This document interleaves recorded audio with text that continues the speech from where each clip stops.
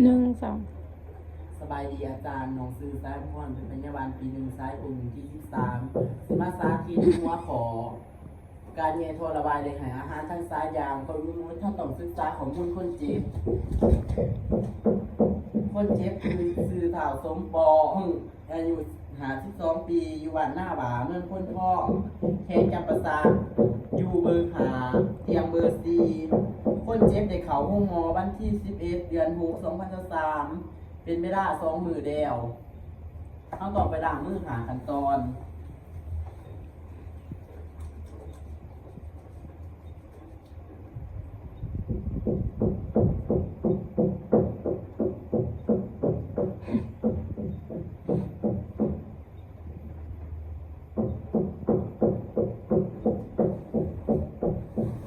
เรามาเยี่ยมอุปกรณ์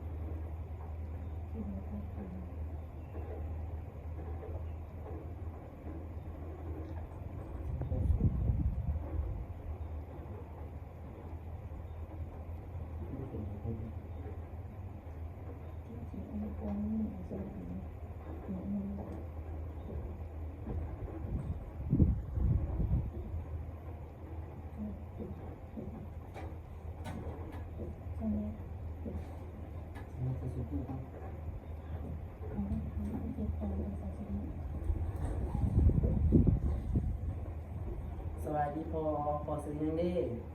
พอมาจากบ้านไหนพออายุจักปีแล้วเลยเมื่อนี้ลูกเป็นพยาบาลอยู่ตึกนี่ลูกสิมาเงียทอระบายแดดทอให้อาหารทั้งสายยางแล้วจะมาจัดสภาพแบบดอมเปิดไพ่หมอนกระด้ง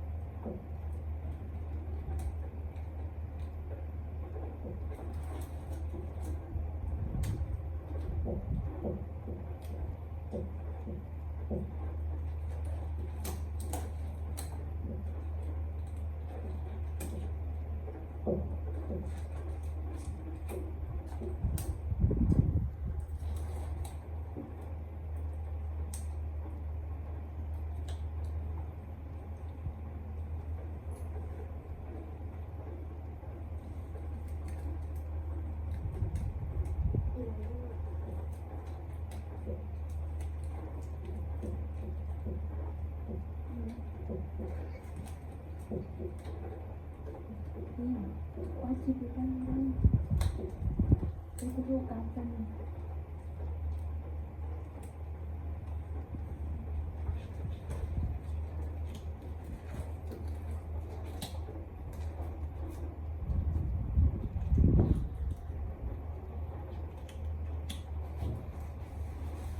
ขออนุญาตได้พอเด้อ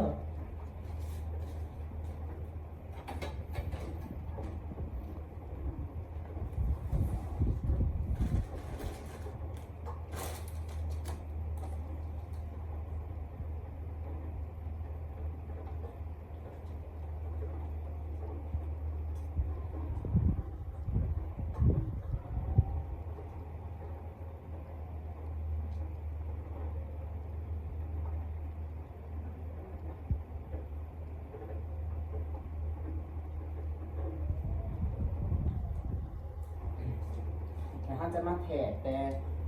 ปีกดังหาติ่งหูแต่ติ่งหูหากระดูก ทิ้ง ดินปี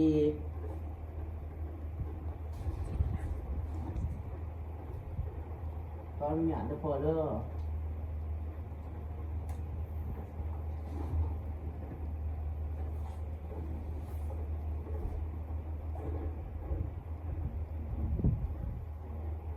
หายใจเขาลึกๆเดอพอเดอร์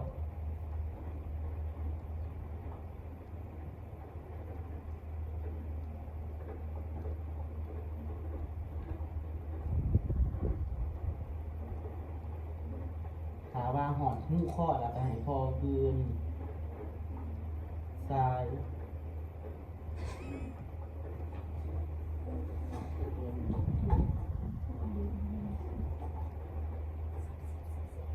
เขาจะดูดน้ำย่อยขึ้น30 cc เพื่อเบิ่งมาคอของเขามันหอดก็พอเขาจะคอยปล่อยลง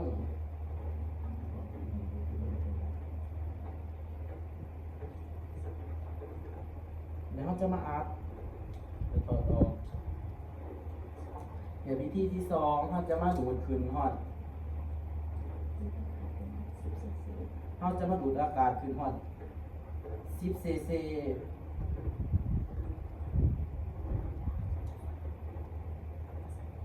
เดี๋ยวเขาจะมาพังสตี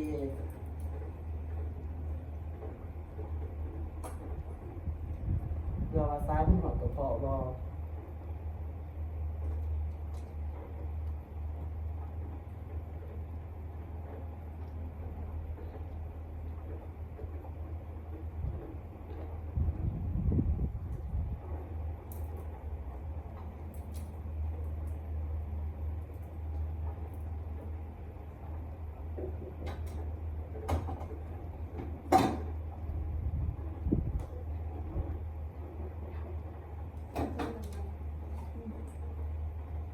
เราจะเอาถุงหนำน้อยมาต่อกับทราย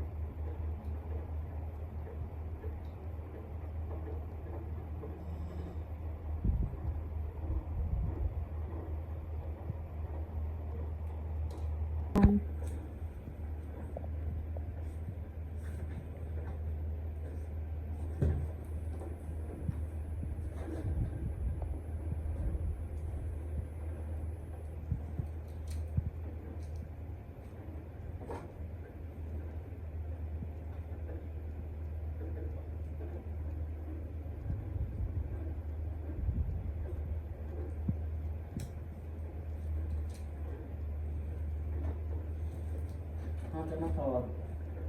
ถุง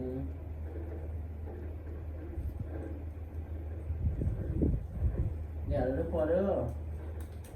เดี๋ยววิธีที่สองเราจะมาให้อาหารทางสายยางเราจะดูดขึ้นหอน50 มิลลิลิตรถามว่าหอน50 มิลลิลิตรมันให้สารอาหารบ่ได้ในนั้นเฮาดูดขึ้นหอด30 มิลลิลิตรถึงให้สารอาหารได้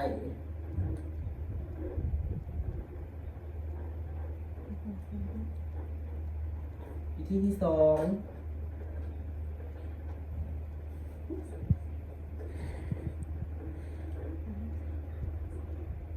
ถ้าเขาจะให้อาหารตามสายยางเขาจะให้250 มิลลิลิตรเขาจะยกขึ้น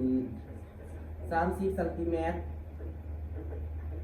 อาหารเขาจะบดให้ละเอียดย่อยง่าย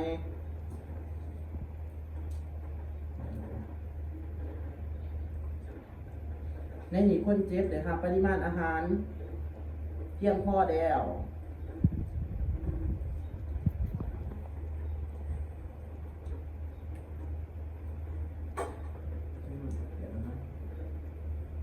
เดี๋ยวเด้อพอเด้อขอบใจที่ให้ความห่วงมือ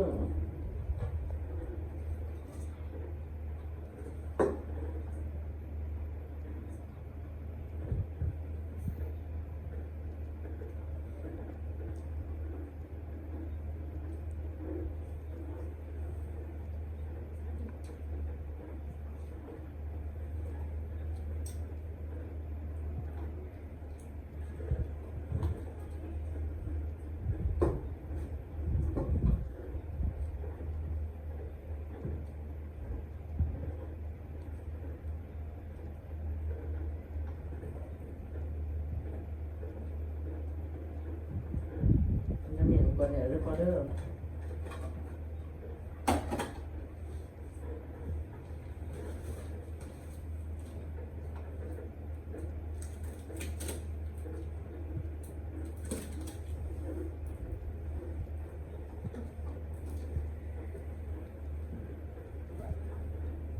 มาจะมาหลังนี่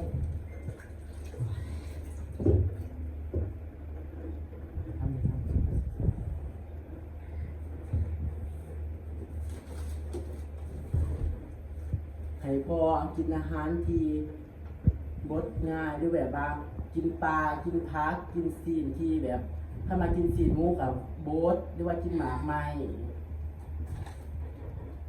เดี๋ยวเขาจะมาบันทึกข้อมูลคนเจ็บในวันที่15 เดือน 6 2023คนเจ็บซื้อเท่าสมปองในเยทอระบายในเวลา3 โมงแดง